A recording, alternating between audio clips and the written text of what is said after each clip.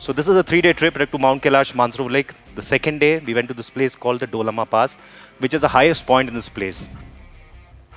One of the Sherpas there told me, sir, if you're going, please go as a group, don't go alone.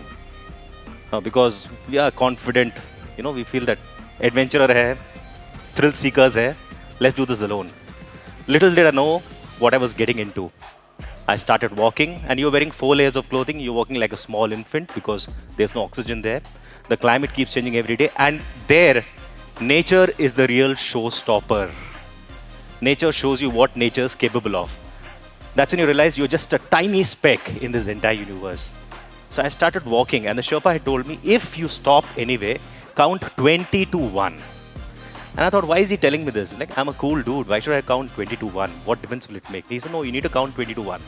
I started walking. I saw a rock. And I saw a rock and I thought, let me just rest for a little while. And there's no vegetation there, okay? There are no animals there. There's no company there. You're just on your own with 4 layers of clothing, with sunglasses and a mask.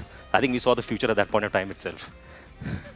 And I sat down there and I was dead tired. And I counted 20, 19, 18, 17, 16. Sounds like a rocket launcher, right? 15, 14, 13, 12, 11, 10, 9, 8. At 8, I blacked out. Somebody tapped me, gave me a bottle of water. And before I could say thank you to that person just disappeared in thin air. Now, as I'm talking to you, I have got goosebumps.